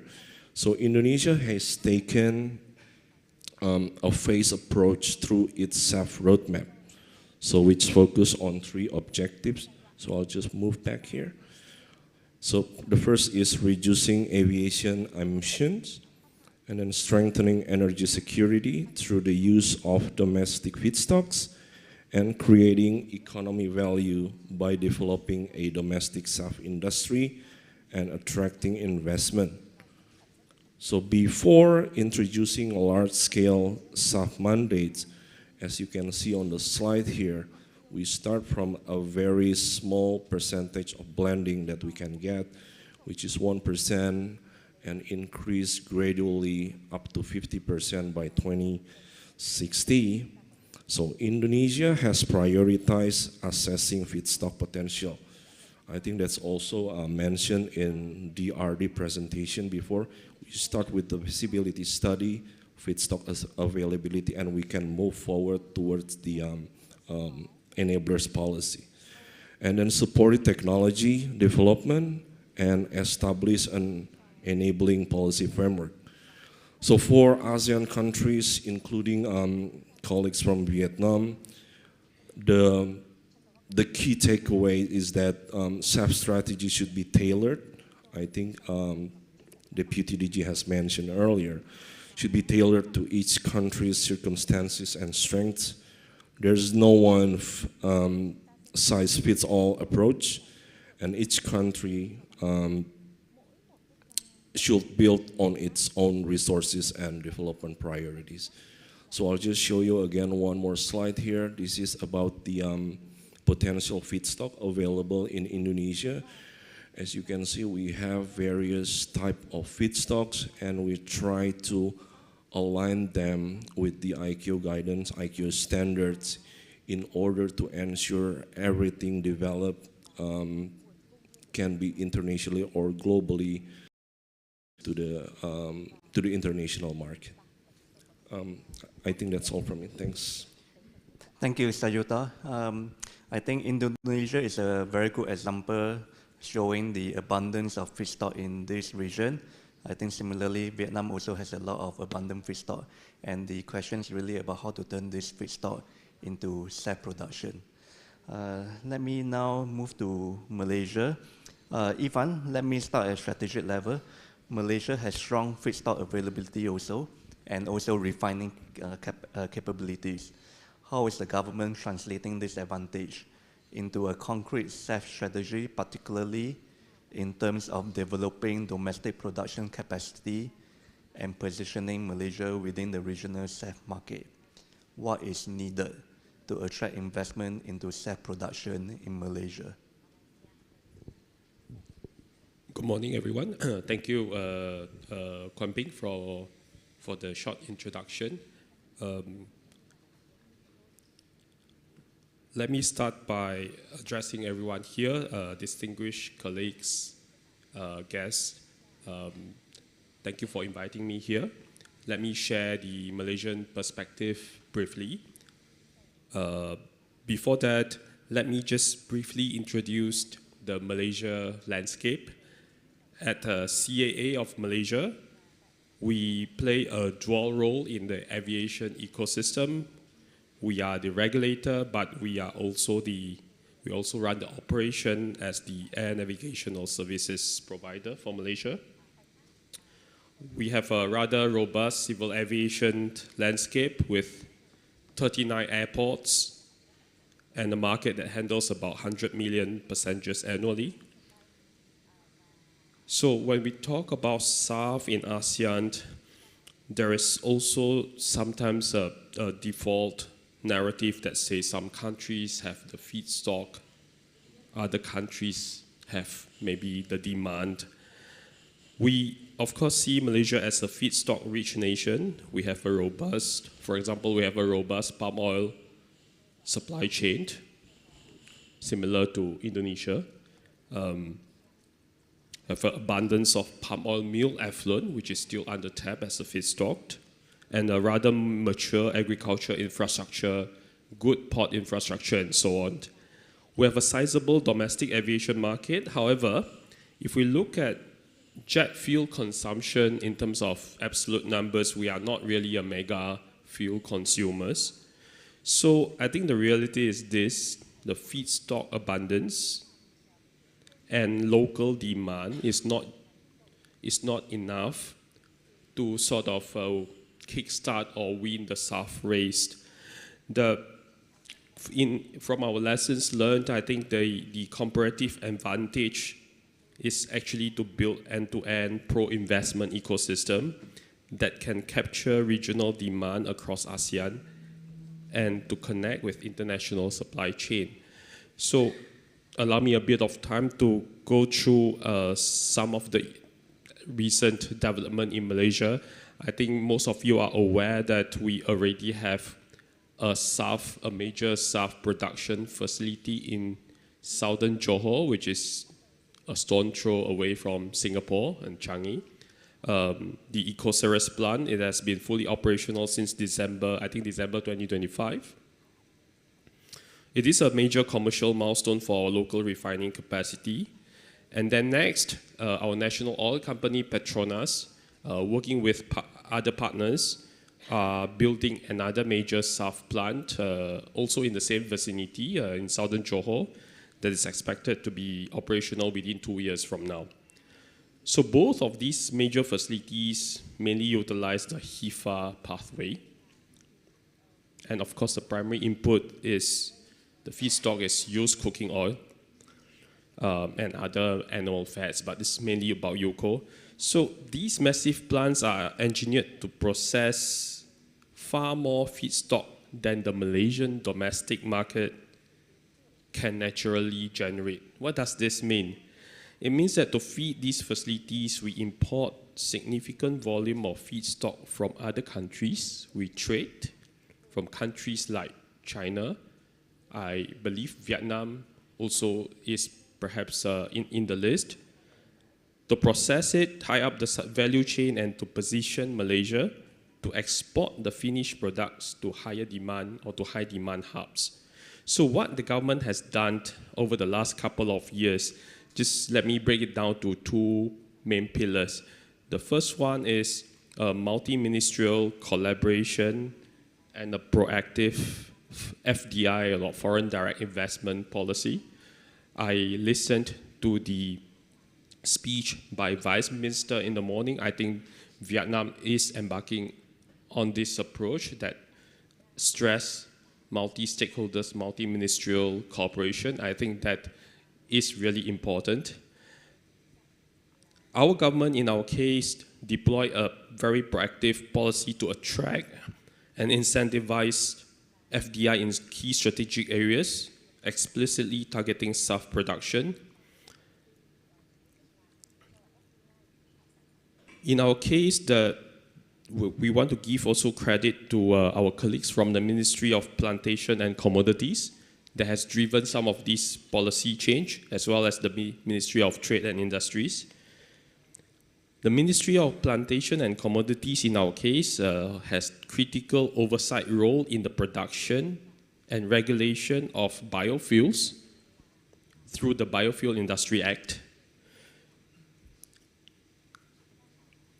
And working in coordination with MITI and the Malaysia Investment Development Authority, MIDA, it has provided generous corporate tax incentives and tax allowances that pioneer SAF investors enjoy in our market. So we treat SAF not just as a compliance requirement for airlines, but also as a high-value manufacturing sector that justifies coordinated state facilitation. That's number one. Number two is about policy clarity and visionary leadership. And this strong and visionary political leadership is crucial to set long-term direction, particularly for complex emerging sectors like SAF, where early-stage cost-benefit analyses are sometimes not very straightforward. In 2023, Malaysia launched the Net Energy Transition Roadmap. This is a defining structural document. It sets the baseline for macro decarbonization and identifies SAF as a core lever for the national aviation sector. Following that, in 2024, the Ministry of Transport launched the Malaysia Aviation Decarbonization Blueprint. So the MADB went one step deeper, explicitly laying out the target trajectories for aviation emissions and defining the role of fuel suppliers, airlines, airport operators. And right now, what we are doing is to craft the national SAF strategy. The national SAF strategy is identified as a missing piece in the MADB, and we are working on it to fine-tune the implementation roadmap and details. So to be quite candid with all of you, this strategy and policy should have been executed faster, because speed is really quite critical in a transitioning global market. And as part of the next step, we are also preparing to look at the mandatory national SAF blending mandate to provide certainty to the markets for long-term demand and to give the carriers, the industries, the airlines a clear roadmap. So let me conclude here. I think the HEFA pathway is maybe an immediate operational anchor for Malaysia and I guess perhaps Singapore as well. But the options for Vietnam, I think maybe are structurally broader. You have a massive agriculture base and you have corn, sugarcane, cassava. So the alcohol to jet pathway maybe is also a strategic possibility.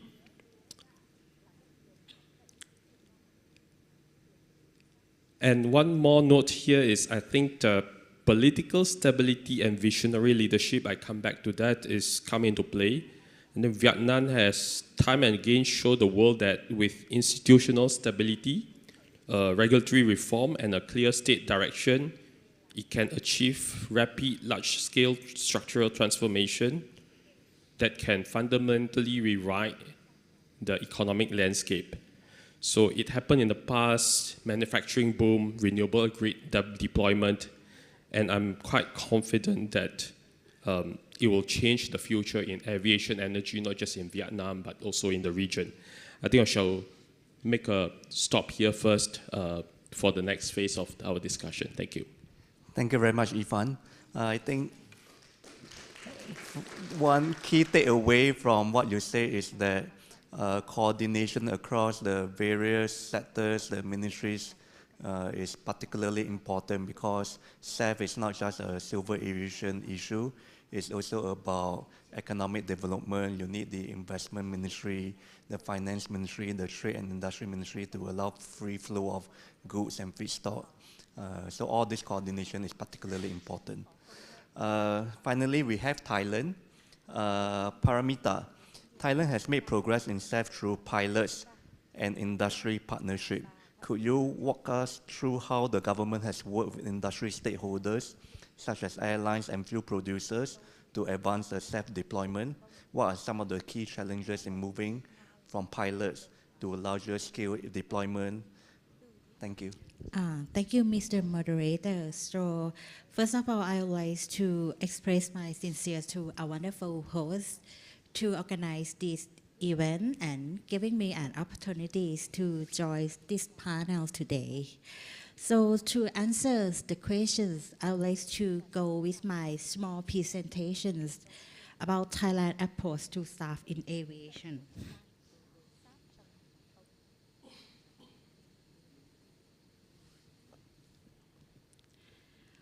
For this slide, I won't go in the details because the points have already been addressed by Mr. Subas in the morning session. So to understand our approach, we must look at the global pictures. The International Civil Aviation Organization, or ICAO, has set the clear, ambitious, long-term global aspirational goals to achieve net zero carbon emissions by the year 2015. To get here, ICAO has highlighted SAF is expected to deliver the target share of the CO2 reductions toward the aviation net zero by 2015. That's why for Thailand, SAF is not just an option, it is the virtual cause of our aviation decarbonization strategy.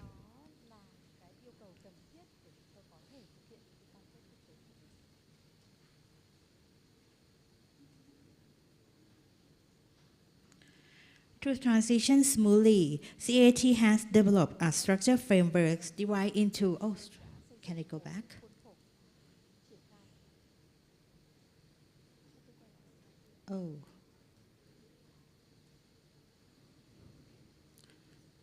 Okay. To transition smoothly, CAT has developed a structured framework divided into 4 strategic phases. Last year, we started the first phase, so-called the preparation phase in 2025. So we focused on engaging Thai airlines through a voluntary SAF or SAF MOU, establishing the initial uptake target, raising an awareness, and preparing robust monitoring and reporting mechanisms. Moving into 2026 to 2027, we enter the short-term phase. Here we actively promote SAF utilization amongst Thai airlines, monitors the initial progress, and closely evaluates the early challenges of implementation. And now, we move into the medium terms. We will focus on the reviewing and revisions of uptake target, expanding collaborations among border stakeholders, and strengthening our monitoring mechanisms for the last ultimate phase, so-called long-term phase, where SAF utilization will become mandatory in aviation sector. So this slide just shows that this collaboration officially launched our voluntary SAF frameworks to reduce the international aviation emissions. As the implementation begins this year in 2026, the framework operates on 3 key pillars. The first pillar is the use of SAF will be undertaken on a voluntary basis by participating airlines. The second is the initial uptake target. We have set an initial target of 0.5 to 1%, calculated against total fuel consumptions on designated international routes, which will be progressive adjust. And for the last one is operational flexibilities. Airlines are given the flexibilities to source and refill SAF from any suppliers or airports based on the availability and suitability. Of course, CAT cannot do this alone. Success requires a whole of government and cross-sector approach. We have 2 main bodies from the government. The one is Ministry of Transport, who supports the SAF adoption in the aviation sector by promoting stakeholders, collaborations, and industry readiness. Another one is Ministry of Energy, who leads the development of SAF production, supply, and fuel standard. And we also have 3 main bodies from the private sectors. Our allies have shown the incredible commitment through the SAF committee and the recent MOU we have signed last year. For the fuel producer and suppliers, they provide a vital technical input, feedstock, and sustainability assessment. And the last one is our airport, along with fuel service providers, are actively address infrastructure, storage, and logistic readiness. However, moving from pilot projects to the large scale, I'm going to the next slide. Okay, moving forward from the pilot projects to the large-scale deployment brings significant challenge. We have identified 4 critical hurdles. The first one is the staff cost. SAF remain expensive than conventional jet fuel, and the cost is primarily concern for our airline. The second thing is the SAF availabilities. Current supply are limited. Securing a steady, sufficient supply is vital as demand scale up. The third one is the industry readiness. Stakeholders across the value chains are at the different stage of readiness, requiring a continued harmonization. And for the last thing is the long-term commitment. Maintaining active participation and collaboration for our sector over the next few decades is essential. This is my last slide to conclude the way forward. Require unwavering action. CAAT dedicates to working with both domestic and international partners to support the SAF policy developments and developing the mechanism to achieve SAF adoption. We stand fully commitment to supporting Thailand climate target, contribute to the global aviation decarbonization goals, and ensure the sustainable development of our aviation industry. So that's all my first round. Thank you very much. Thank you very much, Pramita. I think Thailand's experience about using voluntary pilots to build confidence among the different stakeholders, the airlines, the fuel producer, is a useful one. Maybe now I want to take a step back from the national experiences that the 5 panelists have shared and look at this from a more regional ASEAN lens. I'd like to us to discuss what all this means for ASEAN. We heard from Ifan that you actually need to involve not just domestic stakeholders but also the international stakeholders. And ASEAN has already taken steps through initiatives like the Sustainable Aviation Action Plan, which focus on collaboration and shared learning. But for SAF to continue to scale, the question is whether coordination alone is enough, whether we need to actually think more deliberately about how a regional SAF market can actually develop. Do we need to have stronger, harmonized policy approaches across ASEAN as SAF scale? Maybe, Christopher, I can start with you. What are your thoughts on this? And then maybe I can ask the rest to come in whenever you have some views to share. Thank you very much. I think that is a very layered question. I mean, we've seen first at the domestic level throughout all, I think, all of the presentations. Thank my other speakers. I learned a lot from your presentations about the need for the harmonized approach within the countries. And I think we also see that in Vietnam's very strong approach. The host, Vietnam, Ms. Hien shared just now about all the different pillars of Vietnam's strategy. So that represents, I think, very much a very harmonized approach within the country that needs to be done. So, and one of the reasons for that is because SAF is a chicken or egg problem.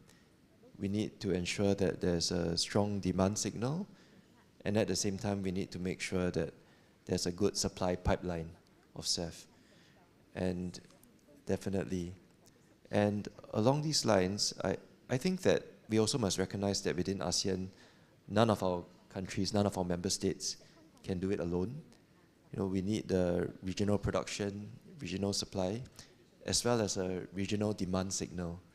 You know, this is why I think a harmonized approach for ASEAN is important. It is in line indeed with the original vision of ASEAN. You know, we have the vision of an ASEAN economic community, which actually recognizes that as a bloc, ASEAN has a lot more clout. There's a lot more potential for economic cooperation and growth together. In the same way, if we see ourselves as an ASEAN market for SAF, as an ASEAN demand market for SAF and ASEAN production market for SAF, then I think that there's a lot more potential for us to think in this way. And along with that, of course, we must also have try to work towards this with the vision of the ASEAN economic community in mind. The ASEAN economic community has in mind ideas about how we must have free trade of goods across borders. And I think this is very important to try to facilitate the regional market as well. Thank you.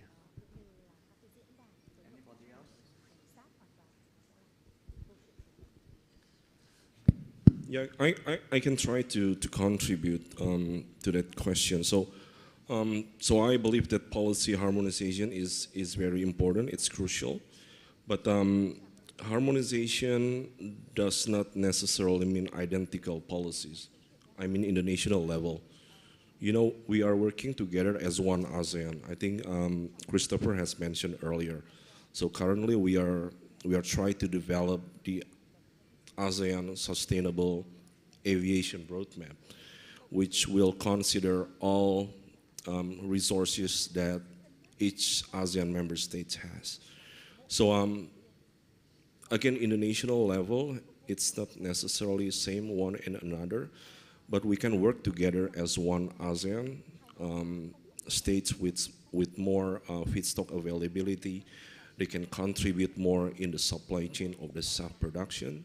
And then another country with a more strong economic, such as Singapore, with now they have the biggest SAF refinery available. They also need the supply of the feedstock. So the key point is we need to work together. I think that's all for me. Paramita? Yeah, for me, I just want to support Sayuta about ASEAN does not necessarily to need identical SAF policy. So because the countries have different level of readiness and resource.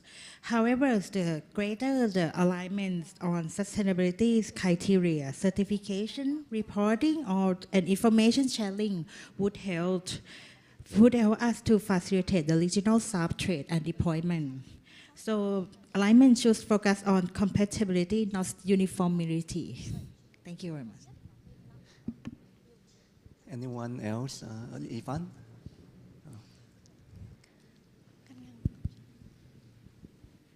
Yeah, other than the pertinent points raised by fellow panelists, I think there's no argument about the importance of having a harmonized standards and so on.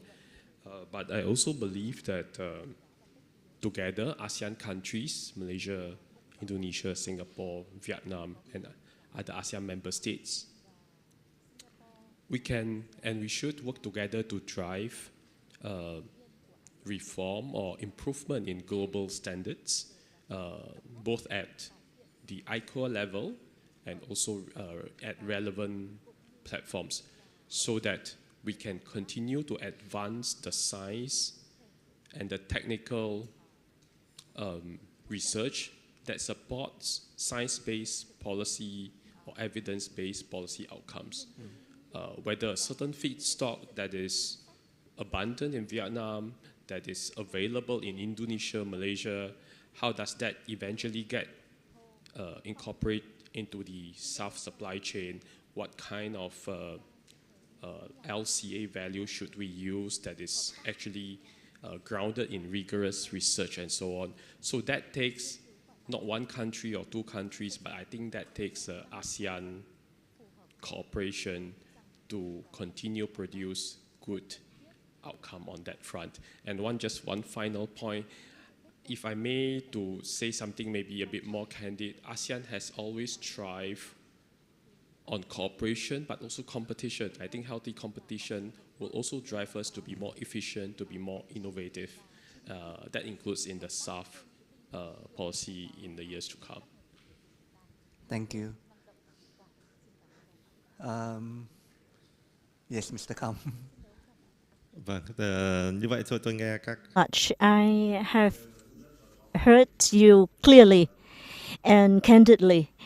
And I would just like to add some ideas from myself. You know, our aviation operations align with the general framework and mechanisms of ICAO.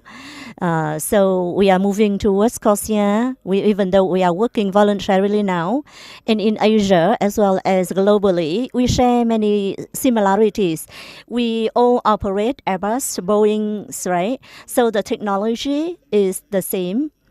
And as we have heard from Thailand's representative, traceability, certification, and SAF data can also be shared. So there are lots of similarities that can enable and facilitate our sharing and collaboration. So I believe that sharing these global mechanisms, standards, and approaches, there is so much room for us to coordinate. And then we allow for country-specific features. Like in Vietnam, we have endowments, we have potentials from feedstocks, from different agricultural activities. And then with the development of technologies, we can leverage our own strengths from each country and to contribute and supplement to each other. Complement each other. So I think that we can live with differences but can afford to similarities and sharing. Thank you very much. Xin cảm ơn ông Cầm. Xin cảm ơn các quý vị. Tôi nghĩ rằng là ở đây tôi xin được rút ra 3 điểm. Harmonization doesn't mean it's exactly the same. It doesn't have to be exactly the same policy. And then two, it's important to allow for the movement of the free movement across borders, especially of the feedstock, because we have countries that are good with abundant feedstock. You have countries that have production, but they might not be located in the same country. You have to allow for that free movement. And then third, like what Mr. Kam just shared, platforms like this where we can share knowledge and we can actually exchange ideas is important for us to meet more regularly in order to move the issue forward. I think as we come to the end of this session, I'd like to do a quick round with all our panelists as we're running out of time. Maybe I'll ask each of you to keep this to just one sentence. In one sentence, what's the one thing that you believe is most critical to successfully advancing SAF in the region? Just one key point, so we can capture everybody's takeaway. I think what I would say is I would echo what Subhash said actually, to have a common direction of travel while allowing for the differences. From my side, I think certainty is required to ensure demand and supply is in place. Thanks. One sentence, right? So I say the speed, act fast, and learning by doing. So I think the key phrase is learning by doing. We need to start doing it.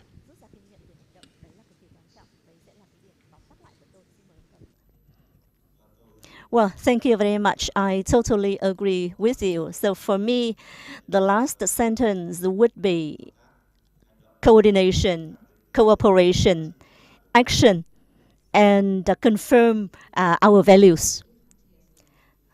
Vâng, đối với tôi thì sẽ... To choose just only one sentence, it would be collaborations. For me, collaborations. No single stakeholder can scale SAF alone.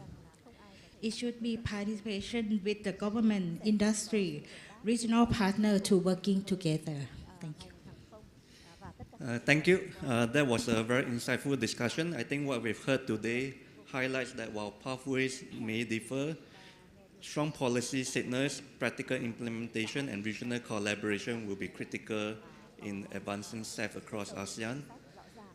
If there's one key takeaway from today, it is that SAF is no longer just a technological question.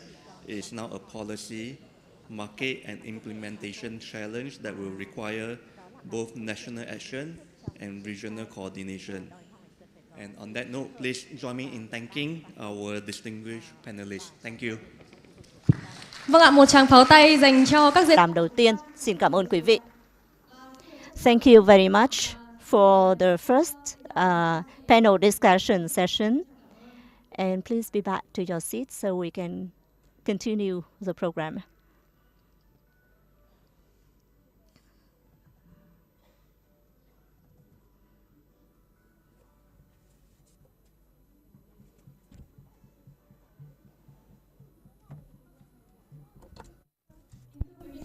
Ladies and gentlemen, so we've come to the end of